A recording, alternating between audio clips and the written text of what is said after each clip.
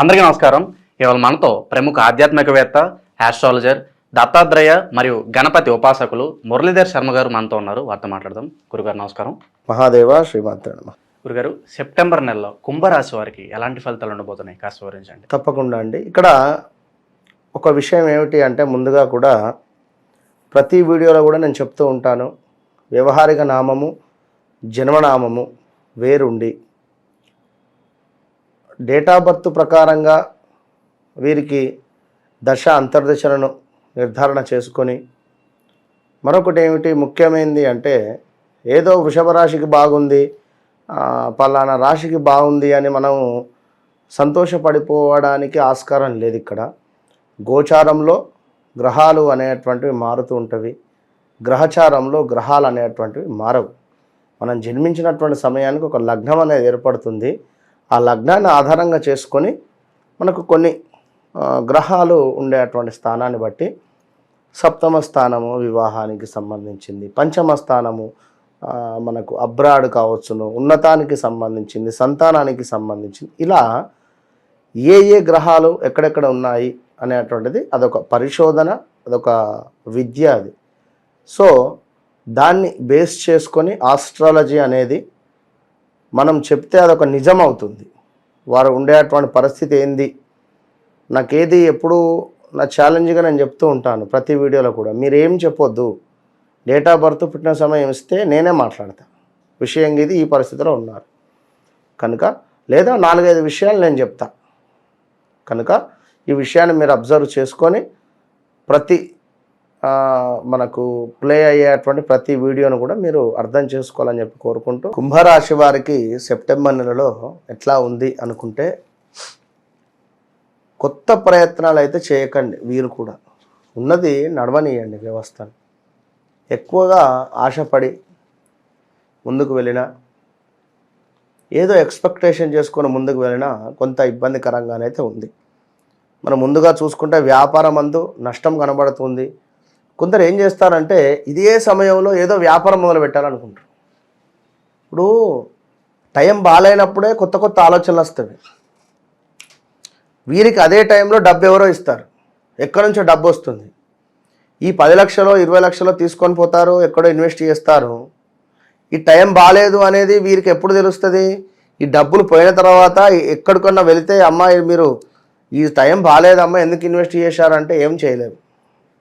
కనుక టైం బాగాలేదు అన్నప్పుడు అర్థం చేసుకోండి దయచేసి.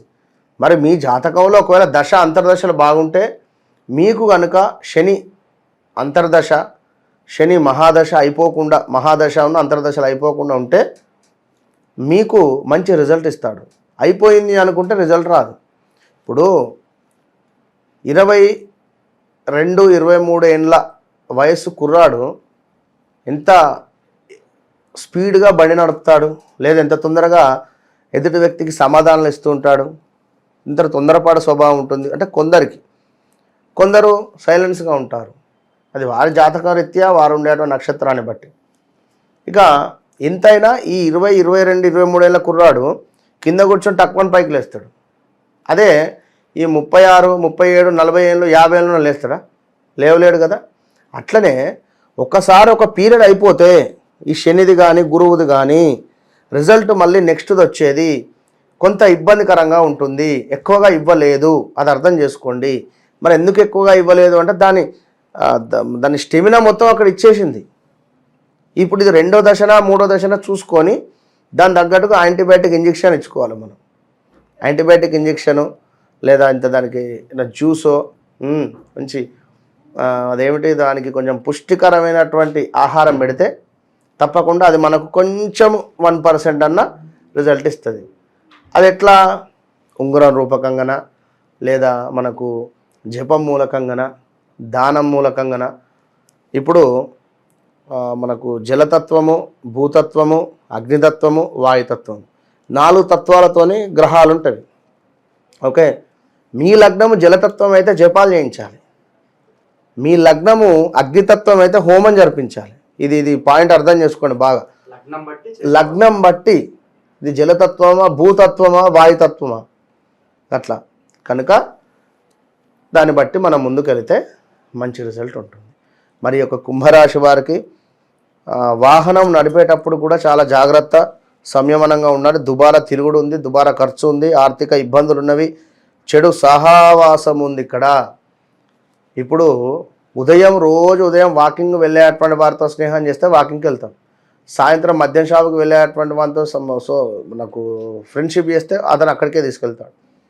కనుక ఈ టైంలో ఈ మద్యం షాపుకు వెళ్ళేటువంటి వారి సోపతే ఎక్కువైతుంది కుంభరాశి వారికి.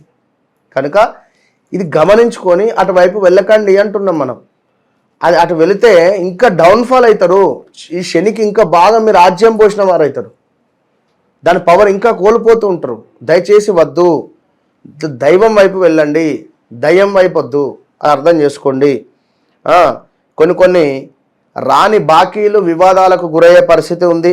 తృప్తి లేకుండా ఇంటి యందు అనవసరపు పనులు, అదేవిధంగా చిల్లర తగాదాలు, మితిమీరినటువంటి కోపము, కొన్ని ఆటంకాలు, దూర ప్రయాణాలు చేసేటువంటి సందర్భంలో మీరు ఒక డ్రైవర్ను తీసుకువెళ్ళండి, మీరే నడపకండి. ఆ యొక్క కార్లు కానీ వాహనాలు కానీ కొంత బంధుమిత్రుల రాకపోక, ఇదే సమయంలో మనకి ఇంట్లో రూపాయి లేదు అనే సమయంలోనే బియ్యం లేవు, బియ్యం రోజు కిలో బియ్యం కొనుకొచ్చుకొని తినాలి అనే సందర్భంలో ఈ చుట్టాలు రావడం, బంధువులు రావడం, ఇలాంటి సిచ్యువేషన్స్ ఎదురవుతూ ఉంటవి.